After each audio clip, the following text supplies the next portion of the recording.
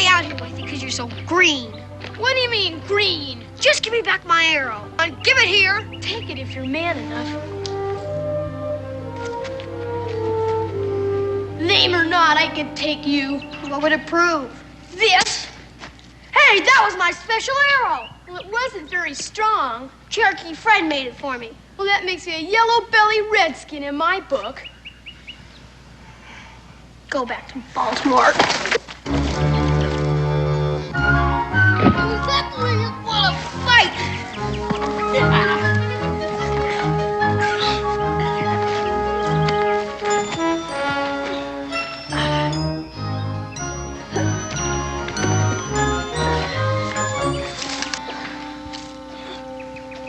Don't eat him, Mr. Dobb.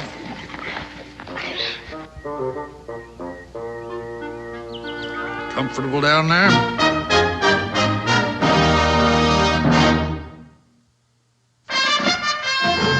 Daniel Boone was a man, yes, a big man, with an eye like an eagle and as tall as a mountain was he. Daniel Boone was a man, yes, a big man. He was brave, he was fearless, and as tough as a mighty oak tree.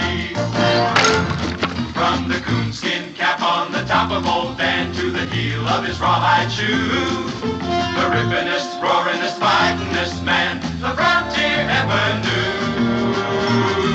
Daniel Boone was a man, yes, a big man, and he fought for America to make all Americans free. What a Boone wanted to do and what a dream come true was he.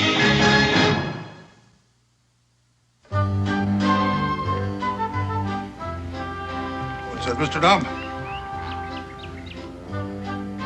Yeah, it brings back the same thing to my mind. Who are you talking to? Mr. Dobb.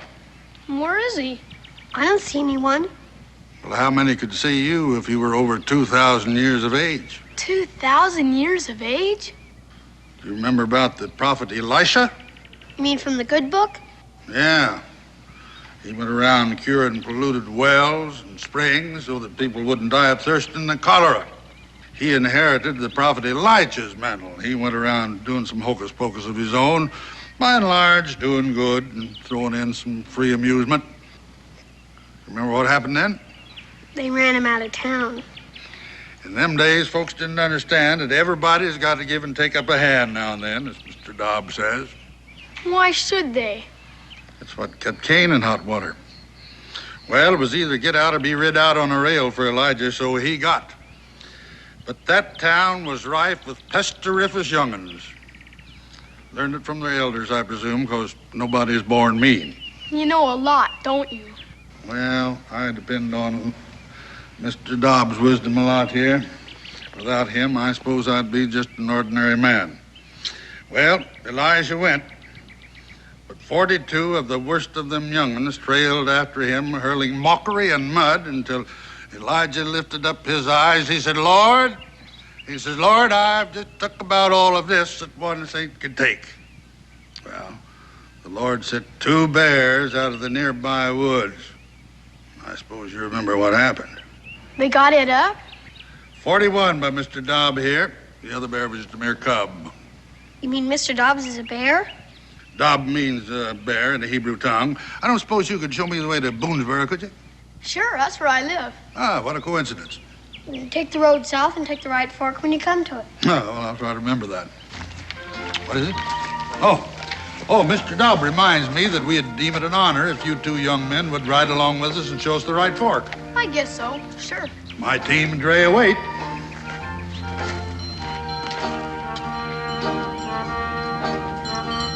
Is that your team and Dre? Yep, if you'll find places for yourselves.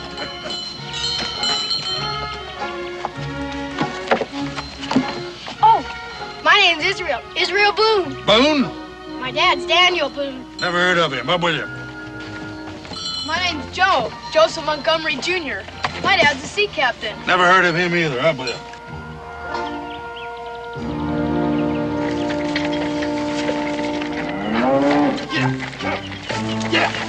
Steady, you beast! Steady as she goes! Easy there! There! There now! Hold still now! Jump! Come here, jump! Come here! Now hold still! Hold it!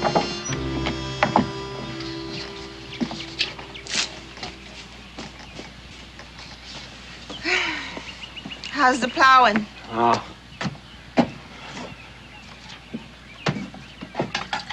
That horse will get sunstroke. It's only for a minute. I'll take some water to him. That's my house bucket. Here, fill this up at the well. Oh, nursemaid for a horse. What a way for human beings to live. Well, you chose it for your own reasons. Where is Joe Jr.? There's lots of country around here. I told you to look after him. I tell you to let him be a man. He is still a little boy. Oh, Varna, when I was his age, I know.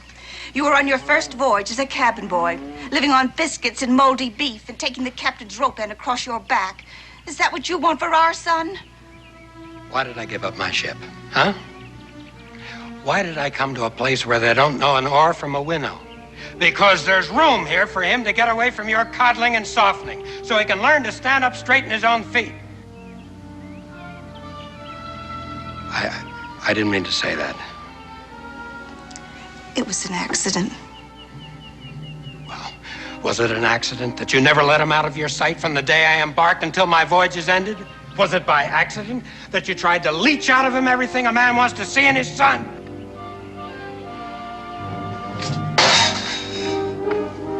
What are you gonna do? Explore Kentucky for him? You won't find him. It's too big. On Springfield Mountain, there did dwell a lovely youth. I knowed him well. Re good today, way, re today, way, to the day, re to the new. This lovely youth one day did go down to the meadow for to mow. Re good today, way, re today, way, to the day, re to the new. You take the right fork.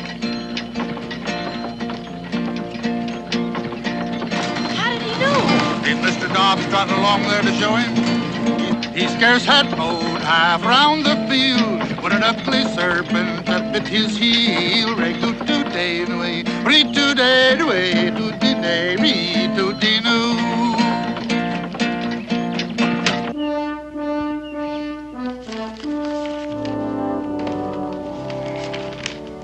There you are, Daniel. Finest land in the Western Hemisphere. And 1,500 acres of this land that you choose will be deeded over to you, tax-free, when you finish the exploration. Well, I think so. Just trading on Daniel's name and bringing a lot of innocent folks. Oh, you know, Dan, one hand sort of washes the other, so to speak. I think I'll keep mine dry. Oh, but Dan, you... Which reminds me, Cincinnati? Yeah. Raleigh? Yes, please. All right, Dan, all right. 2,000 acres. This land is not yours to deed away. Oh, well, Dan, confidentially, we had this fella in Washington that has connections, you know. That still doesn't change anything. It's still Onondaga land. Well, the whole country was Indian at one time. Yeah, so I heard. Oh, well, now, Dan, suppose you'd have been aboard the Mayflower. Would you just have turned around and sailed right on back home? No, I wasn't there, but the reason this land is still empty is it's held sacred by the Onondaga for the Cherokee Nation. Oh, Daniel, they don't come there once in 20 years. They come there every 7th year to worship. And in the meantime, it's pretty well guarded against desecration. Bunch of unwashed red pagans, is all they are. Well, they're deeply religious red pagans. And they would cleanse the desecration in the desecrator's blood. Of course, that wouldn't bother you. You just have your man in Washington send in troops and wipe out all concern. But you would get a funeral out of it that would be writ up in Journal and Gazette. Even if your widow did get skun out of her acres on the grounds that you didn't have time to finish exploring it. Oh, I don't think Mr. Raleigh'd sink that low, Cincinnatus. After all, getting the explorer killed is the only sure way he can get clear title to that land. Now, you would put in a clause protecting my widow's acres, wouldn't you, Mr. Raleigh? Oh, well, Oh, now, come on. I can take a joke as well as the next one. No, Dan, about these acres. If you want... Oh, Miss Montgomery. Cincinnatus, I was looking for my son. Joe?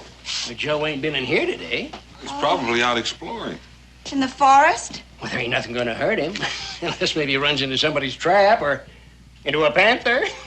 A panther? Oh, Mr. Boone, what'll I do? Just a little frontier humor, Miss Montgomery. I wouldn't worry. My own boy is out bow and arrow hunting. Your boy isn't a cripple. Well, the boys usually like to hang out at the blacksmith shop. Oh, yes, thank you. I'll go look there. Oh, she mother hens that poor boy. And his father makes him out to be the gamecock of them all. Why, between the two of them, he just ain't got a chance. Well, I guess at the right time, like all the rest of us, he'll take matters into his own hands. Yeah. Well, now, what do you think of the new position of my bar, huh? I don't know whether I'm going to ever get used to it or not, but got a little more elbow room. Dan, now about my proposition. Wait, you want... It can't be. I'll bet it is. Is who? Rudy-doo. Now, Molly had a rotten tooth, and so the bison killed them both right good today. Hooty-nay, hooty-doody-doody-doody. Hold him up there, Mr. Dobbs. See that? He didn't even touch the reins. Of course not. Mr. Dobbs says all that. Who's he? Prater Beasley. Who? Prater Beasley.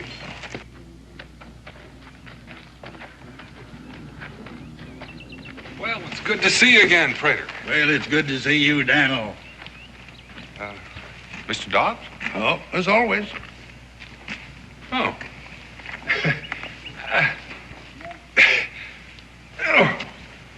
Well, he doesn't know his own strength. He never did. Oh, he wishes me to tell you that he's sorry.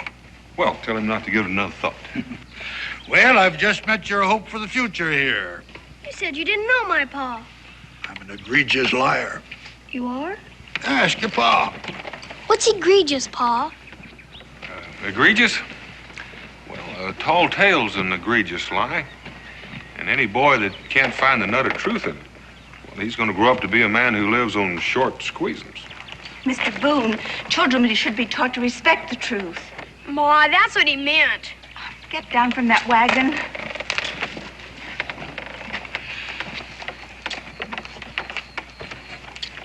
What's happened to your clothes? I guess I got into a fight. Ah, you're beginning to amount to something. Did you win? Did you knock his block off? No, sir, we didn't finish it. Didn't finish it. Now, son, you're gonna find that snotty kid and hammer him until he crawls. We don't feel like fighting anymore. Oh. Nothing personal, son. But the worst thing a man can do is to leave a fight in the middle. Win or die is the rule. It wasn't about anything. There was nothing to win. Your old man will tell you the same thing.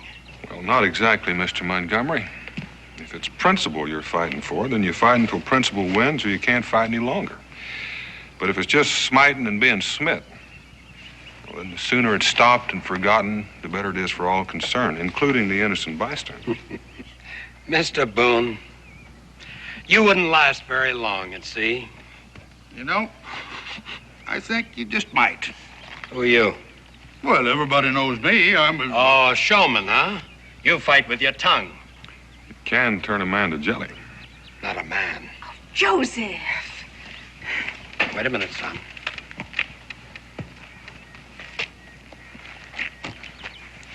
I intend to have this out. It's out.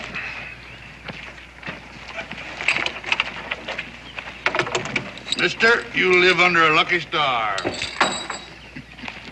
Oh, Dan. Dan, about that proposition of mine. I'll make it 2,500 acres. Free and clear when you finish the exploration, and that is my last word. I wouldn't touch those acres if they were planted and the corn was 6 feet tall. What's the matter, you afraid? No, I wouldn't put it just that way, mister. No. I wouldn't have either once upon a time. And now, frightened of Indians, won't accept a challenge? Boone, you're a big man. Because once you had guts enough to open up a chunk of Kentucky, well, any man that would do the same can be just as big and rich in the bargain. All right. You go ahead and skulk. Men with the kind of guts we want are plentiful.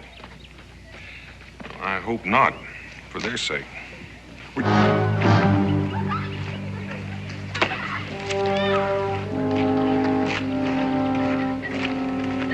Mister. Yeah? Hey, about that property I heard you talking about.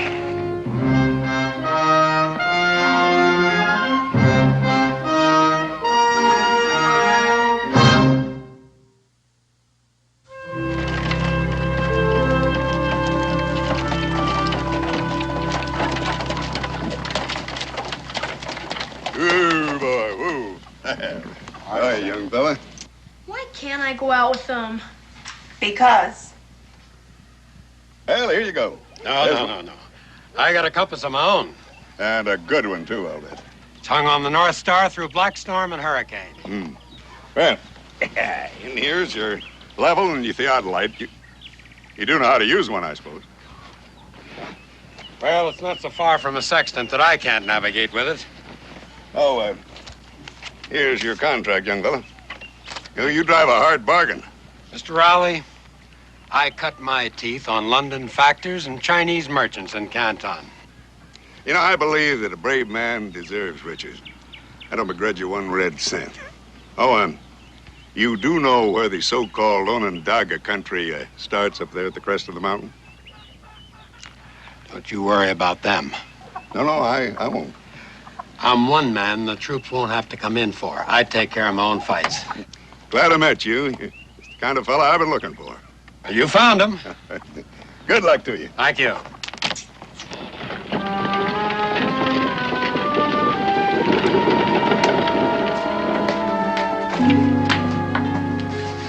Hey, son, why don't you come outside?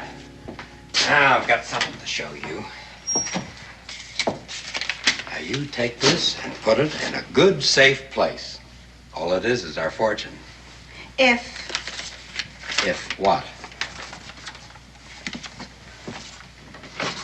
Barna, don't try to make a farmer out of me. I never did, Joseph. I can guide a ship, but not a plow. I can walk a deck in hurricane, but these cursed furrows shift under my feet.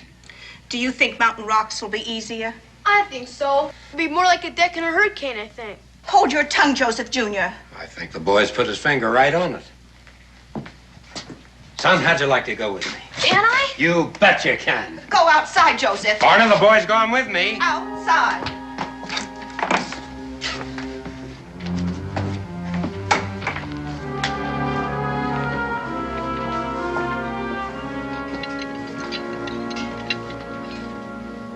What happened to you?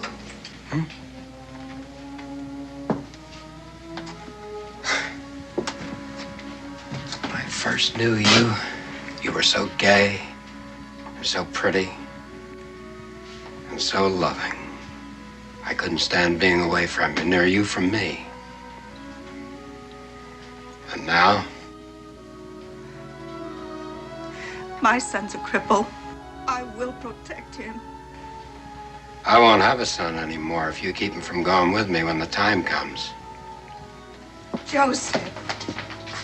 Son or a wife, neither one. I'll be done with the two of you. I'm going and no one could stop me. Oh, landlord, fill the flowing bowl until it doth run over.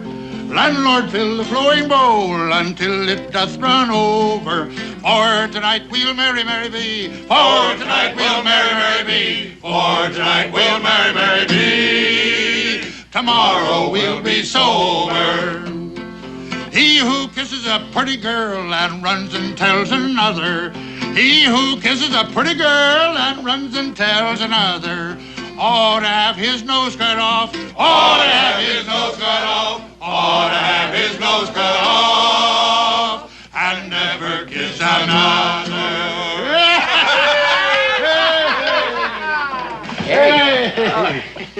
Mr. Dobb, grateful to the throat, but not the equal to our still.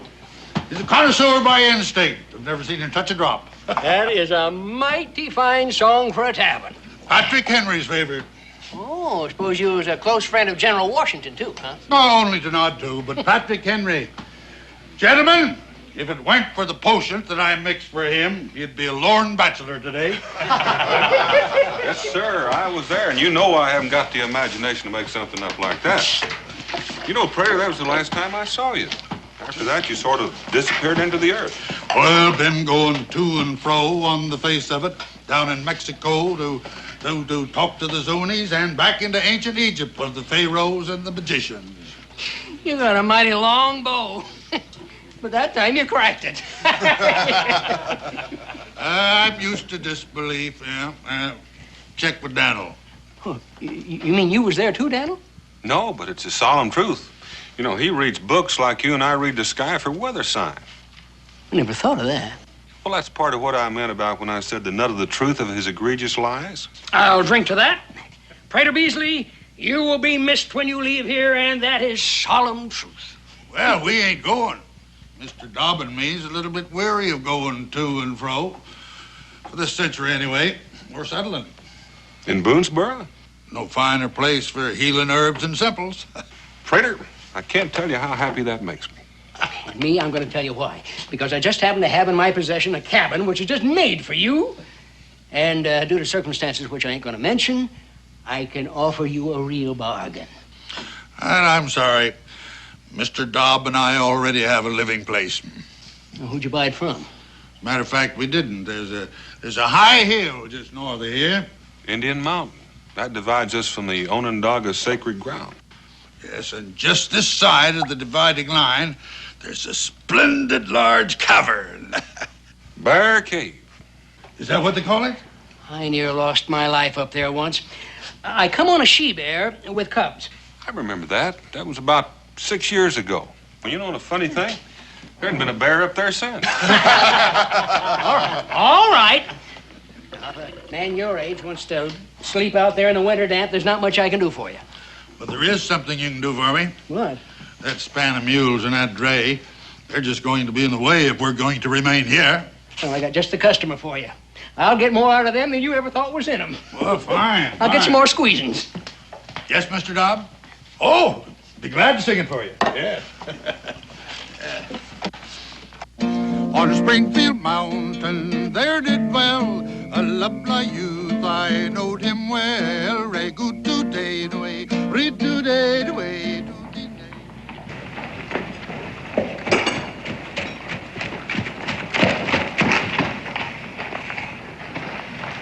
Israel, you better be careful about grabbing those horses' tails. You might get a hold of one sometime and doesn't like it. Yes, Pa. Don't wander off. I won't be too long. If it's all right, I'll just mosey around. I'll find you when it's time to go home. All right, Pa.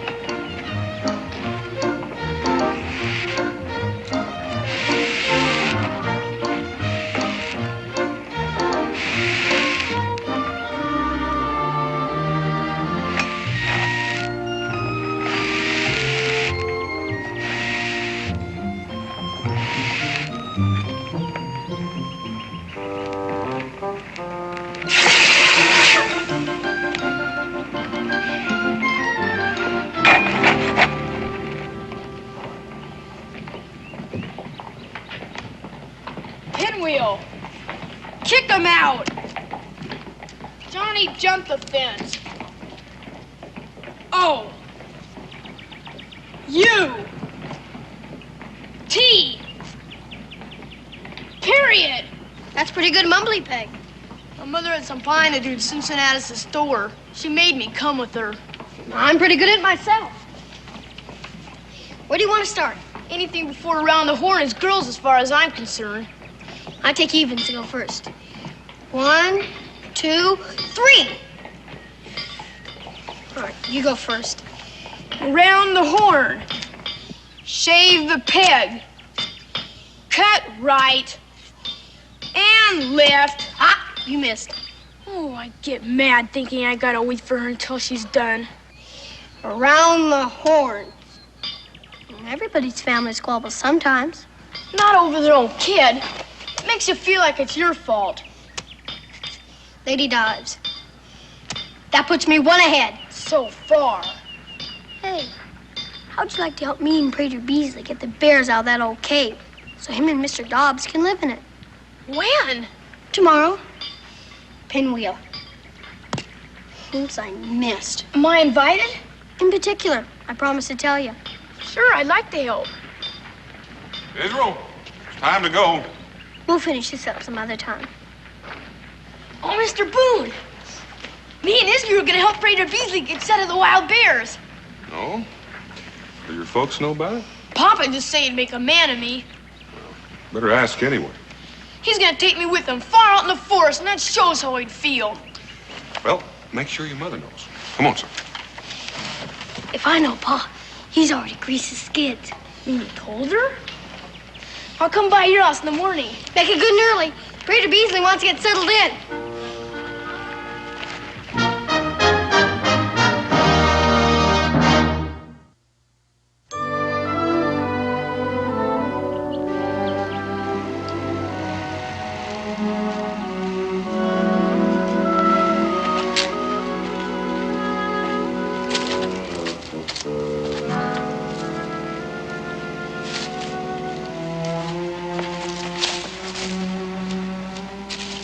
Tread softly, boys.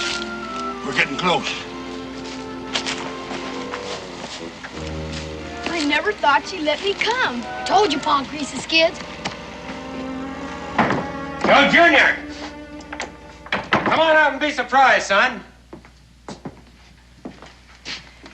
He isn't here. Isn't here. Joe? He went out while you were packing that poor horse. You knew this was the day. To be tortured by those wild Indians. Where is he? There's lots of country around here. Varna, I asked you. Do you think I'd tell you if I knew? Varna, I curse you. Joseph. Joseph! I had to protect him. You've got to understand, he's your son as well as mine. Not anymore. I told you. You've won? Now let's see what you can do with it.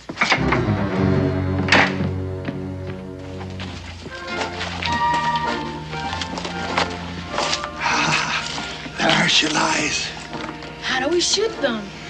Oh, it probably won't come to violence, but we'll spy out the land, see what we're up against. You mean we're going inside? Don't even breathe.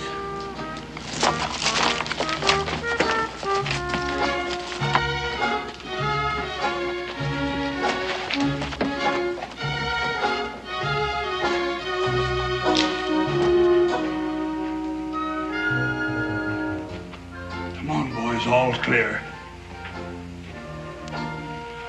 Well, make yourselves to home. Well, Mr. Dobb has taken care of all. I wondered where he was. Look at him curled up around that still as if butter wouldn't melt in his mouth. Not that I've ever noticed butter melt in his mouth. Boy, look at this war drum. Hold it! Hold it there, young Boone. Well, that's an Onondaga beat. And this is a Sioux war drum. It was given to me by running antelope. Here, hold my pipe. This drum has called many a brave to battle.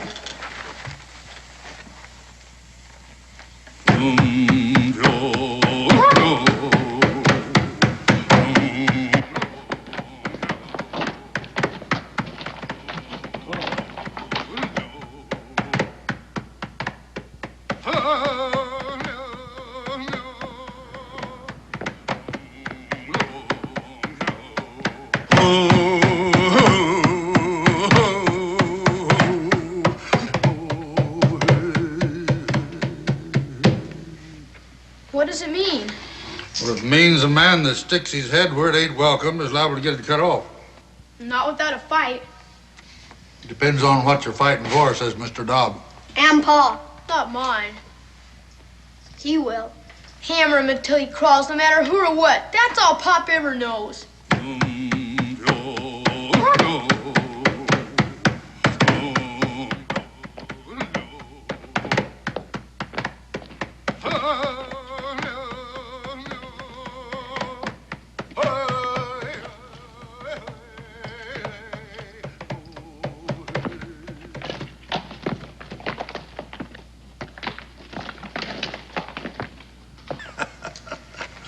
What's so funny?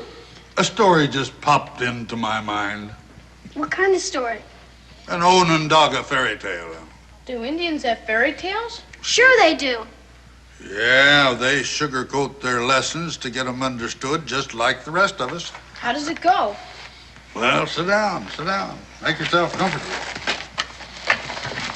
Well, as the Onondaga tell it, when pestered by their young, there was a man and his wife lived in the woods by themselves, and they had one boy about you fellas' age, and pretty soon they had another little boy.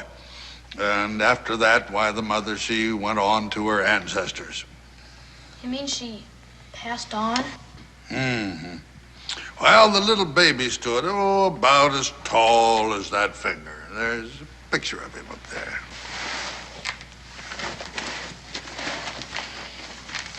You mean this one? Yes. What could they do with him? Well, his father didn't know. He didn't even know if the poor half-orphan little tyke would even live. So he put him in a peckerwood hole in a holler tree. All alone? Feeling mighty low about it, but not knowing in his grief and loss what he could do. What happened to him? Well, just watch the little figures there on the bear skin, and then you'll know. Well, lo and behold, if in a few days his brother didn't hear him crying. So he went up there and he fed him some deer soup that he had made. Well, you ought to seen that little mite wade into it. Why, the more he'd eat, why, the more he didn't grow. But the feistier he got. He made him a little fawn skin suit, and he skipped around like a chipmunk, talking a blue streak. He must look just fine. Sure he did. Well, his brother took him home. He didn't want to stay at first, thinking his father didn't really want him on account of how he had been treated. But his father gave him a little club, and he went out and tried it, and he came back as happy as a clam. And he decided that he was going to make that his home after all. What kind of a club was it? Onondaga War Club, junior size. But it had properties. What kind? Well, if he threw at an eagle, that eagle dropped to the earth. If he hit a lion with it, that lion was his to take back to camp. Did his father know? Well, he wouldn't have believed him. He had his business to attend to. He was a hunter. Before he went hunting, he said, my sons, do not go to the north because there is danger to the north. But no sooner was he out of sight than the little brother says, big brother, he said, let's investigate. But big brother wouldn't. But nothing would hold him. So he put his club over his shoulder and away he went. And all at once he heard some fearsome noises saying, little brother comes, we'll kill him now and later his family. They were frogs, as tall as pine trees. But little brother took his magic club and went kerflooey. When he got back, his father was already home. What did he do? And I leave that to your imagination.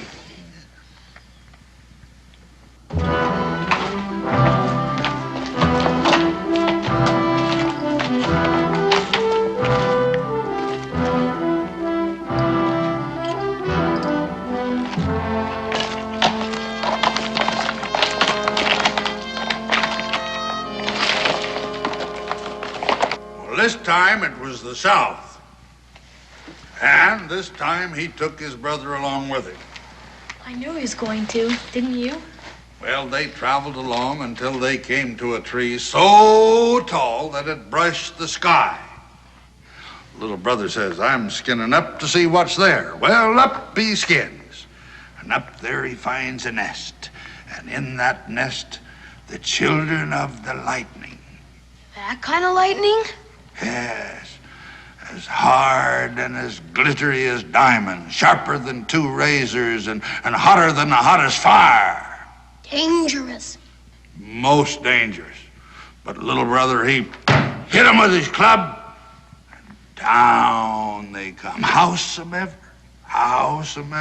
Old man Lightning saw him falling. And he thundered, and he roared. And he came through that storm like lightning. What happened? I gotta get some potion for this rasp.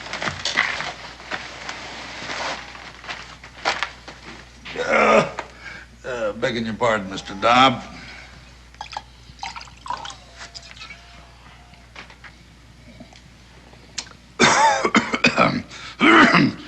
Now, that's a potion. All right. It's better than having you at me with I told you so all the time. What happened to old Lightning? Oh, well, little brother had to hit him twice to vanquish him. Is that the end? Oh, next his father warned against the east. And no sooner was he out of sight than there was little brother in the east, tangling with a giant they called Stonecoat because his jacket was a mountain that he'd carved out. A whole mountain? He was of that size, but little brother's club prevailed. When he got home, though, he told about it and he got the licking of his life for fibs. He didn't fib. Oh, no. Many years later, his father saw the mountain that was Stonecoat's coat. Stone Mountain, they call it now, and handsomely apologized. But then little brother was a big chief. How did he get to be? He still had the West ahead of him. That's right, and in its way the worst of all. Because there in the most beautiful forest living man had ever seen lived the most unbeautiful of all beings. Head bigger than two buffaloes, meaner than a poison snake, and he gambled. Gambled with all who came by for their lives. And never had he lost since time began.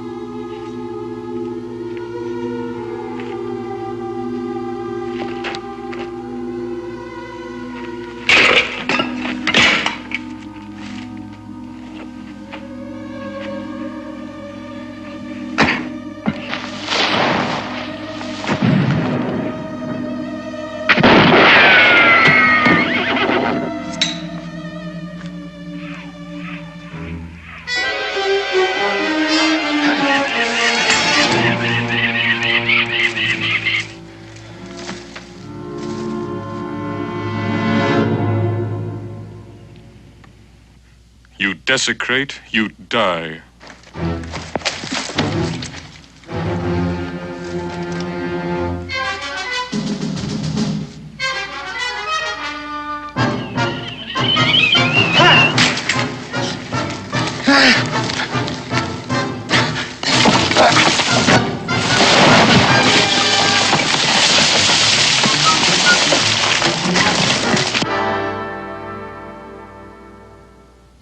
Yeah, well, afterwards, little brother, he let loose all the men that the gambler had there to hold them until he could take their lives. And the prisoners were so happy, they asked little brother to stay on as their chief. And he did. Well, not right away, no. He thought about it this way and that way, and finally he said that he'd be honored if they'd let him bring his relatives. And so they did. And I guess if we could find that forest right now, we'd find all those people living there with little brother. That's a good story. I'd like to have a club like that. Oh, you would? Well. Here we are. It's all yours. Take it along. Thank you very much. Thank you. Thank you. All right, boys, out of the way. I got work to do now. Get along. You work? Well, yes. Mr. Dobb here is a great physician, and I mix all of his medicines. Thanks for the story. You're welcome. You don't suppose my club has properties? It has the properties that you find in it.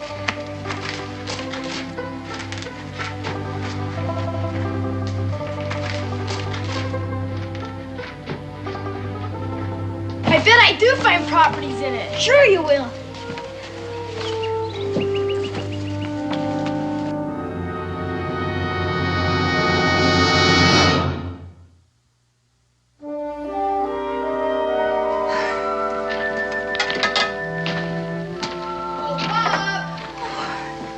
Joe, are you all right? Yeah, he's sure. Where's Pop? Oh, what's that? My Onondaga War Club from Prater Beasley. That man gave you a war club? Oh, Joseph Jr., take a care. I want to show it to Pop. Your father isn't here. Is he still out in the barn? No. You sit down. Your lunch is ready. Where is he? At the fort?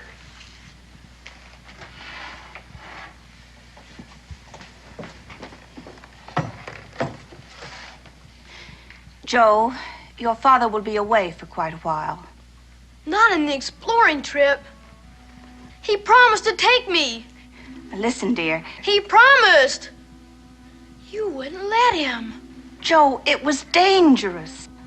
You don't want him to be my Pop. But that's nonsense. I was standing right under that window. I heard what he said. He was just upset. You called me a cripple. I didn't mean it. Not like you make it sound. Joe, now we have to face it. You're not like other boys. You can't do what they do. I can do more. Where are you going, Joe? I'm gonna catch up with my Pop. No, you're not, Joe.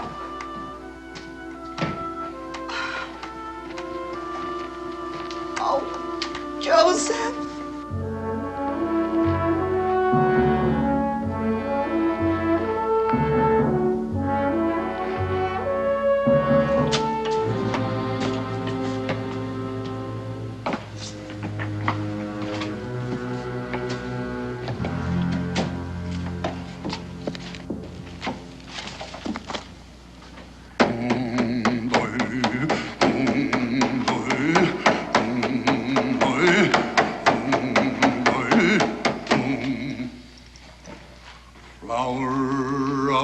Dogwood now come, flower of the dogwood now come.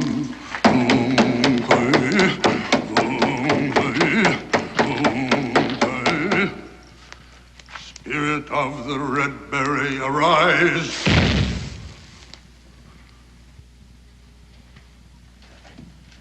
What's that, Mr. Dobb? Oh, what brings you back here, boy? Did you forget something? Just came to say goodbye. Going exploring with my Pop. Oh, not in the Onondaga country. We're not afraid of those old Indians. Besides, I got my club. Hmm. Well, Mr. Dobbs says we ought to strengthen it up a little bit for you then.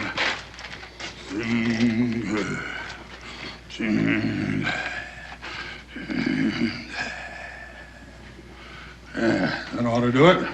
Thanks. Bye, Mr. Beasley. Goodbye, boy. Now take care of yourself. Yeah, I agree with you, Mr. Dobb. We ought to keep an eye on him. No offense to solemn things.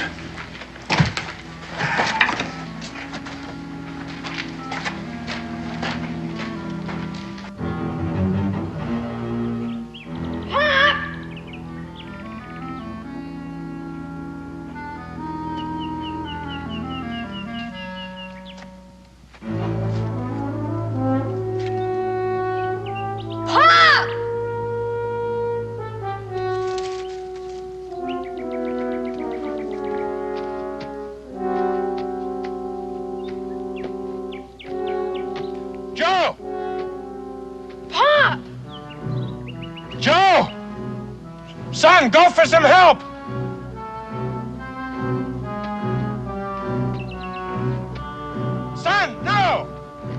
try to come down here.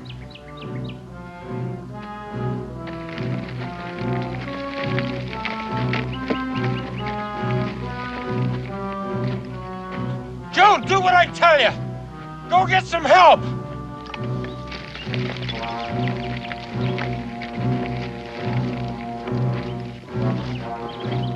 Don't try it.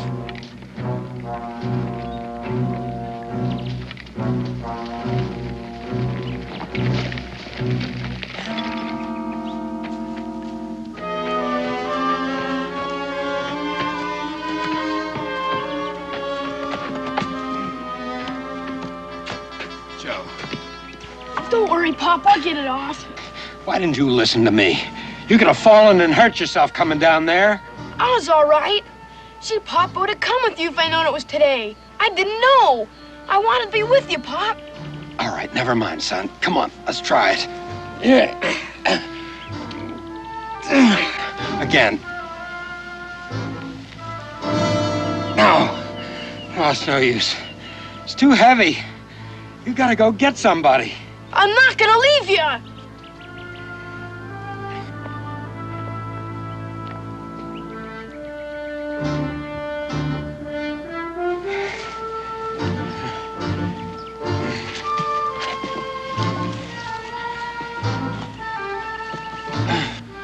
You're right, Mr. Dobb.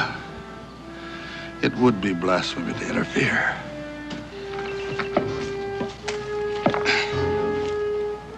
Yeah. That's it. Oh.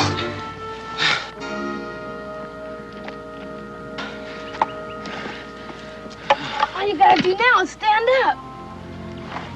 I can't stand. You've got to. I can't stand. It'd be dark before I come bring anyone. Here, I'll help. How are you gonna help me? Everybody's got to give and take a hand up now and then, as Mr. Dobb puts it. No, son, you don't understand. I do understand, because I'm a cripple. Don't say that. That don't mean I'm weak. No. No, it don't.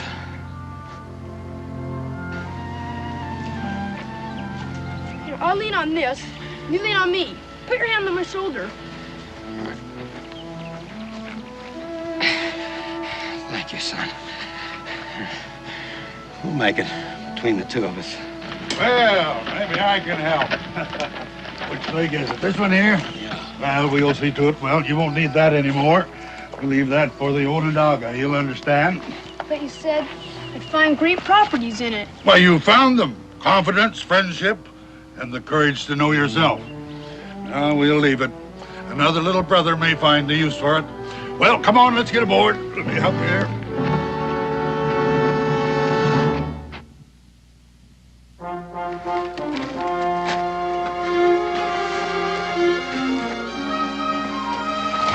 Boy, stop that! Varna. How? Oh, I'm learning. We'll never forget our stay here. It's just too bad you have to leave. Daniel, if you or your family ever have need of a sea voyage. Well, we may be calling on you sooner than you think. Good. And as for you and Mr. Dobb. Oh, you can trust his wisdom. Better get in the back. There'll be more room for your legs. All right. Joe can drive. Joe? Oh, yes, Pop, please. Don't you think it's about time he stood on his own 2 feet? If needs be, you can reach him out a helping hand. I'll take it.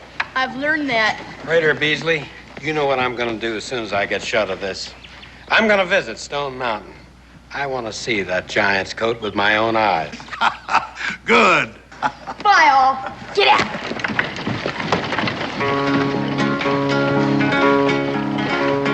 If ever I get married again, it'll be for love, not riches. I'll marry me a girl about 2 feet tall so she can wear my breeches. Her inktum dinktum Terry, her eyes were blue and her cheeks were brown and they called her Devilish Mary.